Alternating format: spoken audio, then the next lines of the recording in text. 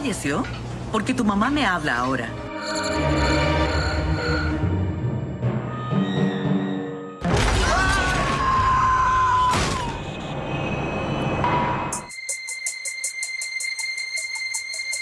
Ir al cementerio desde el 20 de noviembre es una rutina diaria que la familia de Julio Arancibia, de 67 años, pudo lograr gracias a, según ellos, la ayuda que le entregó Ricardo Quinteros, conocido como el psíquico de Arica, para ubicar a su suegro extraviado.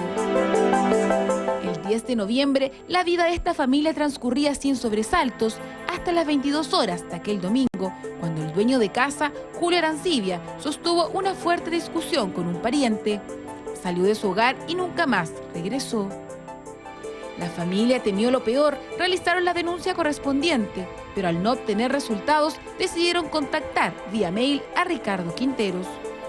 Bueno, los pide más que nada relatarle qué es lo que pasó el día que desapareció y necesitaba un mapa de la zona en donde salió él.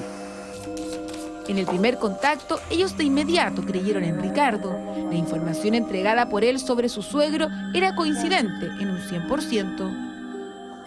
Él ya al tiro coincidió con lo que había pasado, coincidió con la vida de él, coincidió con todo lo que había pasado mi suegro sin conocerlo, cómo éramos con él, cómo era él con nosotros. Entonces, base a eso, él nos dijo que había sido un suicidio y que necesitaba más datos, porque él se había ido hacia el norte. Sus sorpresas continuaron cuando preguntaron cuánto les cobraría.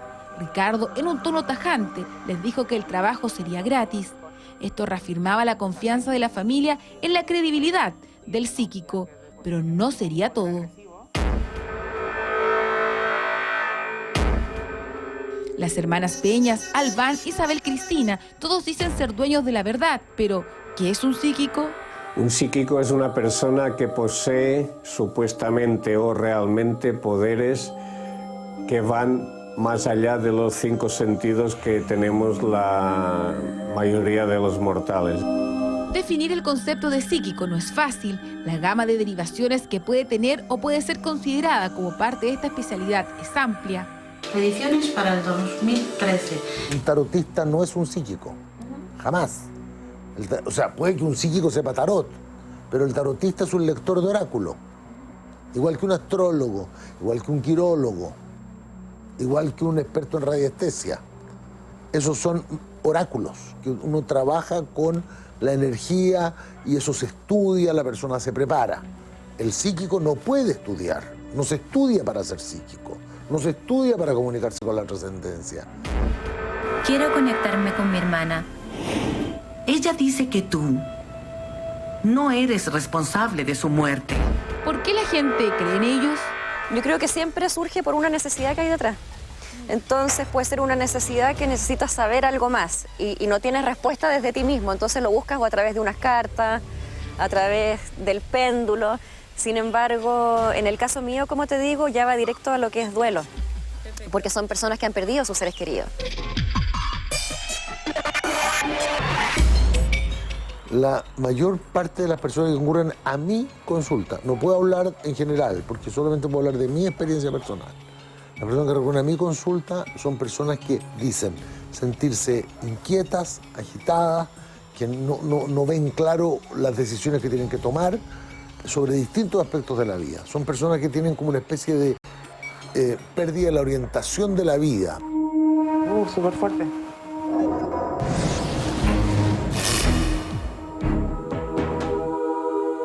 Habían pasado solo 3 días desde que la familia de Julio Arancibia, de 67 años, había contactado al psíquico de Arica y las respuestas comenzaban a llegar desde el norte.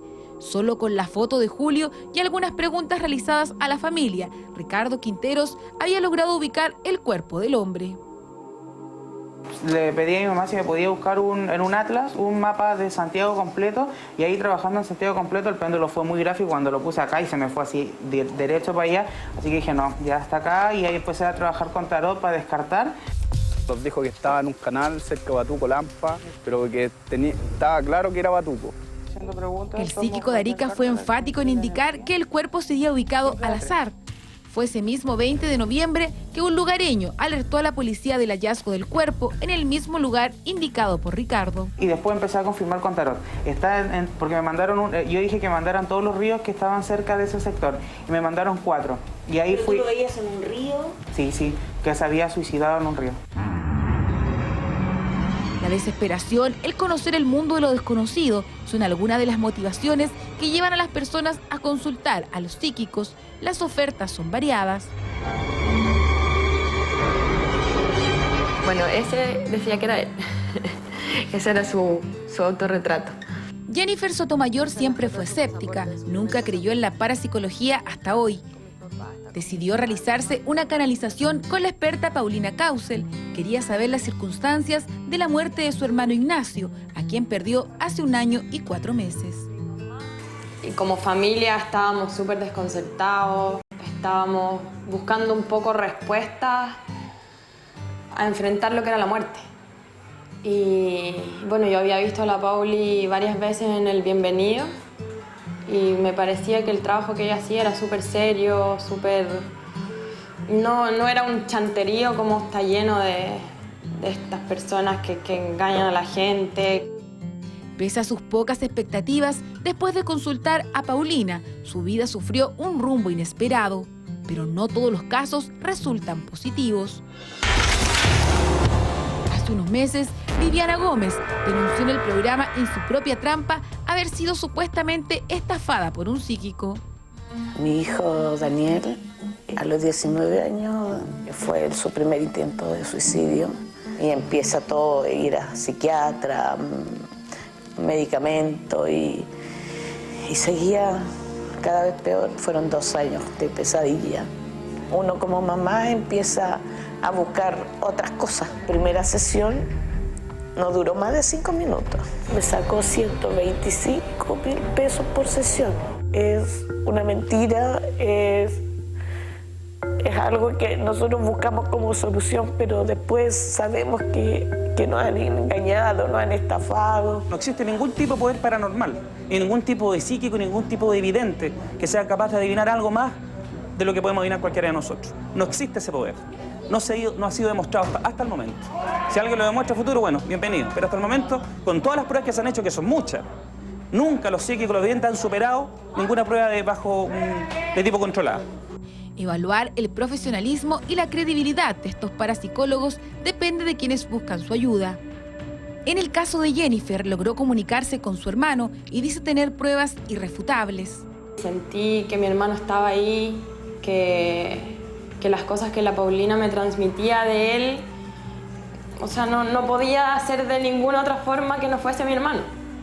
Mira, me dijo algo súper puntual, que fue como lo que me chocó.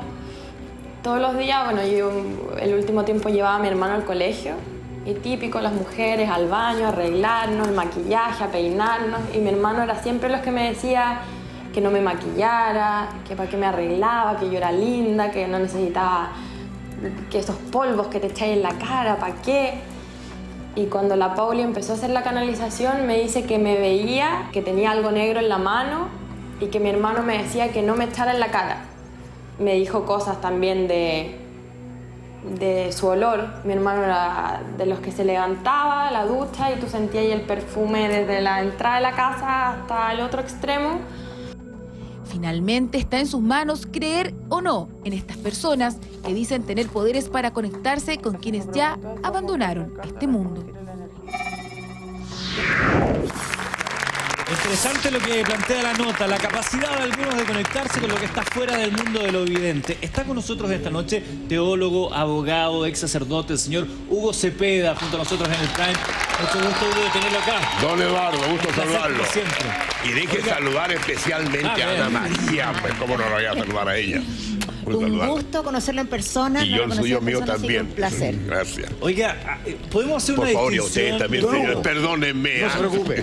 ¿Podemos hacer una distinción entonces, de acuerdo a lo que uno puede sacar de la nota, que existen los psíquicos y existen aquellos que utilizan ciertas herramientas para poder tratar de leer lo que se vendría? Normalmente lo que usan ese tipo de herramientas o objetos paralelos que vendría, o lo que ha ocurrido fundamentalmente, y lo que está fuera de nuestro sentido, usan objetos. Cualquier objeto, un péndulo, puede usar también tarot, puede usar también un lavatorio con agua, etcétera, etcétera. Y estos son lo que podemos llamar psíquicos, y que van tras un objetivo determinado. Por ejemplo, buscar una persona desaparecida o una realidad que lisa y llanamente no la hemos podido captar nosotros por nuestros sentidos. ¿Usted cree en ese tipo de personas? Mire, yo le advierto de que para mí todas estas situaciones son muy respetables. Hay psíquicos y no psíquicos. Perfecto. Lo que hay que distinguir sí quiénes son los verdaderos psíquicos. No son todos los que dicen serlo. Lo que hay que distinguir un poco es de los médiums, que para mí es muy importante el medium. El medium es el que hace el contacto, o sea, el medium es un cauce entre lo que está más allá con lo de más acá. Es un canalizador. Es un don con el cual se nace. Exacto. Ahora, como lo decía Jaime Ales, el tarot, por ejemplo, es fruto del estudio. Son 6 o 7 años. Por lo tanto, eso tiene incluso cierta base científica también. O sea, se conjetura sobre la base de hechos concretos. Esos serían los 3 tipos que más o menos podemos ver ahora. Interesante. Sí, perdón, René, ¿tú crees? Sí. A ver, yo creo... ¿Te ha tocado alguna experiencia? Yo creo que sí, las personas que fallecen puntualmente sí nos siguen acompañando. A las personas queridas. Yo tengo una experiencia muy cercana con el fallecimiento de mi querido hermano José Miguel hace 2 años, y yo en determinadas situaciones he sentido su presencia. De eso no tengo ninguna duda. Pero tú, ¿no has acudido a un profesional para tratar de establecer No, porque son manifestaciones, son señales, cuando se te pierden las cosas, ¿viste? Eso me pasó muchas veces en los últimos 2 años, una llave, ¿dónde está la llave? ¿Dónde están? Como manifestaciones juguetonas. Pero entiendo que hay personas que creen que pueden ver estas situaciones ya fuera de la familia, fuera del afecto, y están inventando eso, ¿no es cierto? O sea, ¿no? que inventan una historia y se hacen pasar por psíquico. Eso existe. Claro, yo creo que hay de todo, ¿no? Hay de todo, porque hay personas, por ejemplo, que tienen gran capacidad psicológica de poder interpretar las palabras de otra persona. Claro. Uno cuando consulta, evidentemente que habla, y de lo que uno dice se pueden sacar conclusiones por parte de una persona que sea hábil en el estudio psíquico. Pero lo importante son estos otros casos de las presencias. Que existen, ¿no? Existen presencias, y hay 2 tipos de presencias, las que son espontáneas y las que son invocadas. Las espontáneas son personas que quieren ayudarnos o que necesitan de nuestra ayuda. Porque una persona que está en situación de purificación, que necesita oraciones, que le manden decir una misa, y aparece o se manifiesta. Ahora, ¿cómo podemos saberlo? Hay mucho, no solamente basta con que nosotros digamos que es así, porque nuestra psique puede influir mucho.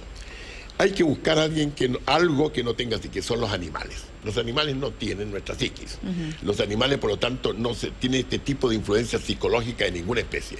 Cuando un animal reacciona frente a una manifestación que está, por ejemplo, en un lugar de una pieza, quiere decir que ahí hay una presencia verdadera. A veces es típico que eso pasa es muy típico. El animal o se asusta, a alguien que o se asusta o se va. Entonces, eso es muy importante para determinarlo.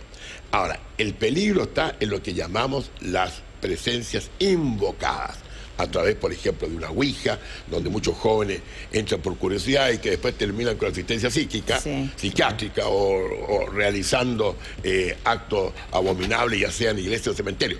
Pero el problema es porque ahí se abren portales y uno nunca sabe qué es lo que ha entrado. Ahí entra cualquiera. Ahí entra cualquiera. No es que uno llama, no necesariamente el que uno llama. Pero sin embargo, por ejemplo, cuando hay un espíritu maligno que entra, uno cree que es su abuelita, a la que estamos invocando, porque ese espíritu maligno, especialmente el diablo, que sabe más por viejo que por diablo, dice llanamente, conocí a mi abuelita, sus giros idiomáticos, incluso la puede imitar en la voz. Entonces yo estoy convencido que es mi abuelita, y no lo es. Entonces, ahí es donde está el peligro. O sea, el diablo usa estos espíritus para engañar... Para engañarlos a nosotros. O sea, más que usar estos espíritus, lo que hace es que aprovecha el portal que se abre.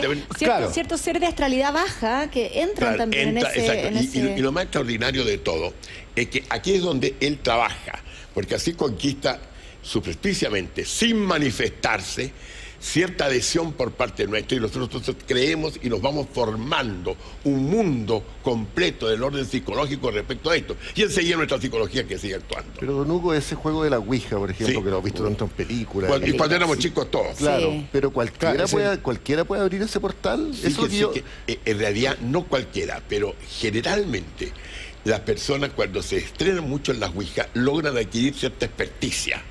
Y realmente invocan porque ellos entran como una suerte de trance que puede entrar cualquiera persona por lo demás, y ahí entonces se produce la entrada de alguien a través de un portal que se abre y después de cierto portal no sabe si salen o no salen.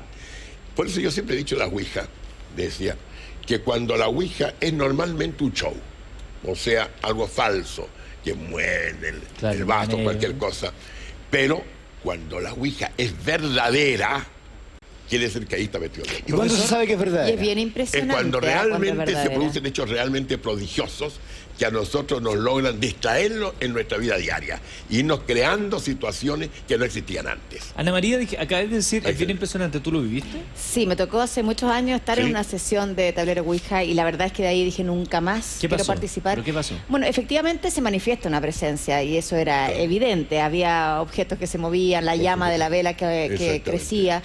Y yo de verdad lo enfrenté con mucho escepticismo. O sea, yo no es que estuviera predispuesta a que eso iba a ocurrir.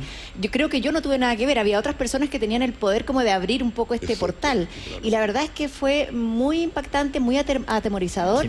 Y yo de ahí dije, no, yo con este tipo de situaciones no me quiero involucrar más, a pesar de que yo creo plenamente en la existencia, ¿cierto?, de un más allá, de que siento que estamos rodeados de seres de energía y de seres espirituales de diferentes categorías que separados por un velo muy fino, pero me parece que esa manera de hacerlo es muy peligrosa porque tú abres un espacio y tú no sabes a quién va a entrar. ¿Y cómo en ese cerraron espacio. ustedes eso? ¿Cómo lograron Bueno, había una persona calmar? que era la experta que llevaba un poco, pero fíjate que fue bien increíble porque me acuerdo que se trata de cerrar la sesión, se trata de apagar la vela, se sopla la vela y la vela se vuelve a prender. Y la vuelven a soplar y se vuelve a prender. Y esto repetidamente. Y de verdad fue muy impactante. No era esas velas de... Lo digo que hay una serie de otras cosas, por ejemplo, lo que llaman los pactos con el diablo y las higueras, por ejemplo. ¿Y eso existe? Eso sí. Pero, no es común, pero existe. Y no es fácil. Porque tienen que tener ciertas características la higuera. La higuera tiene que tener hojas todavía. En el hemisferio sur, como el día San Juan, que es cuando se hacen estas experimentaciones, estamos en invierno, es muy difícil encontrarla, salvo más o menos al norte, Coquimbo al norte. En Europa están plenamente follaje. Pero se suelen pensar, ¿cómo podemos probar si se logra hacer yo lo he estudiado eso, cuando vivo en una higuera un pacto?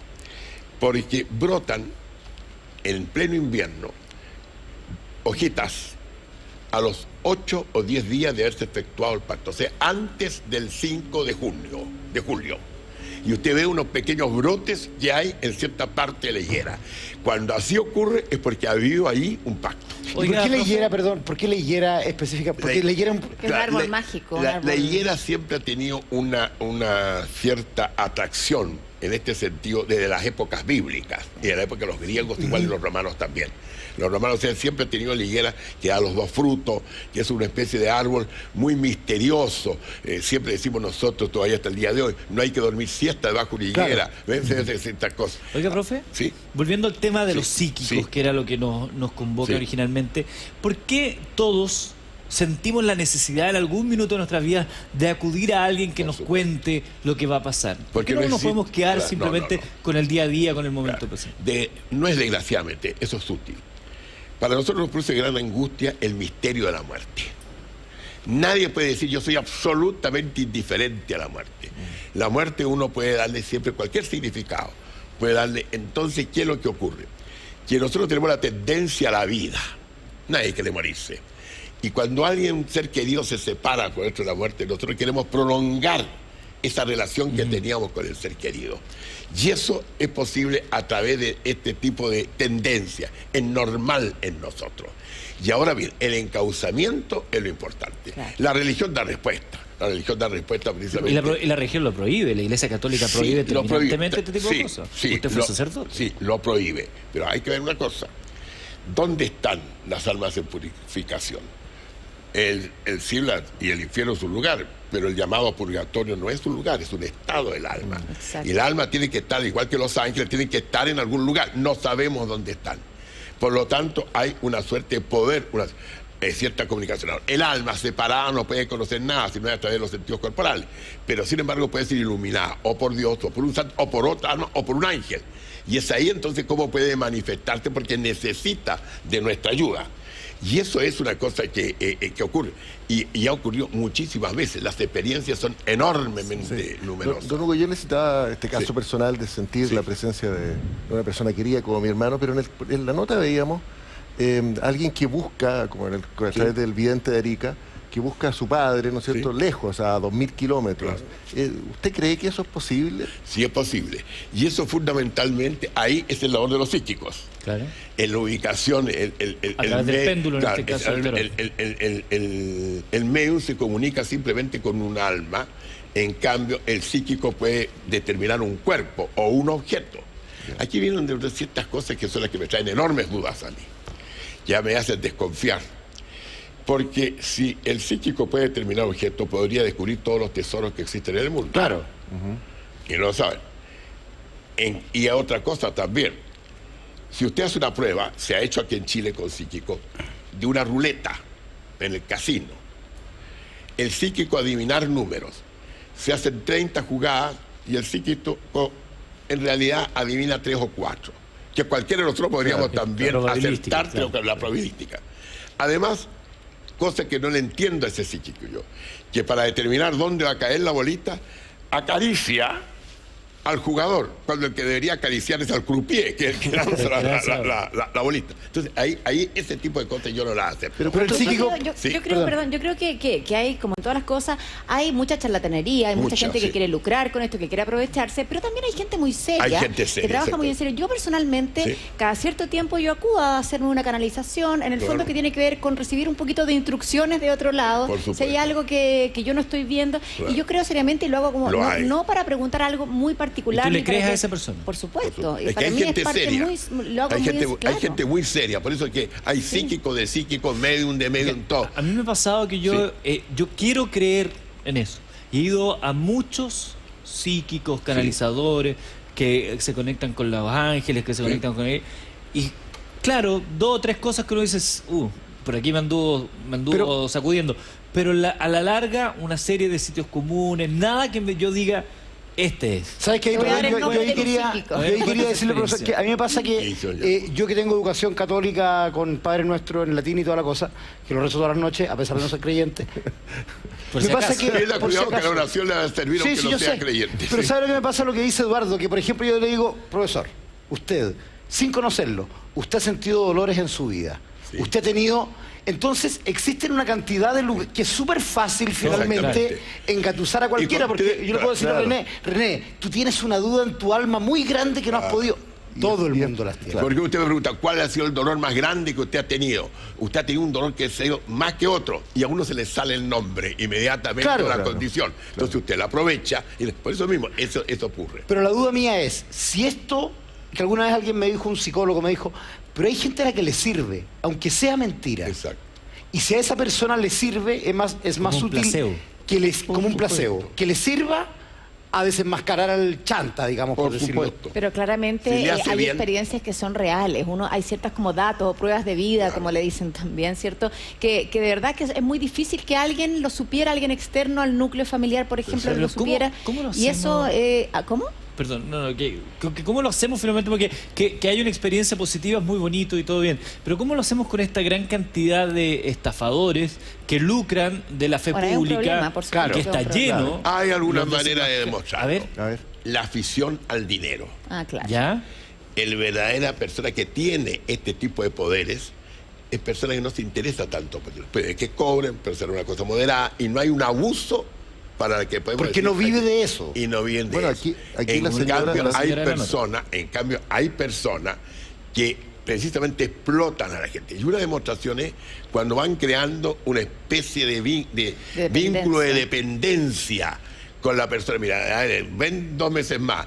y déjame 50.000 pesos ahora, y después otros 50.000, y al cabo de un año la persona gastó 1 millón de pesos. O lo que decía la señora en la nota en Exacto, en 150 lucas por sesión. Claro, pero uno podría contactarse igual con las personas queridas a partir del cariño, de la energía que uno tiene, ¿no? Porque uno se contacta inmediatamente cuando desea contactarse. Sí. Hay, por ejemplo, cuando un ser querido se ha ido, el caso suyo es su hermano.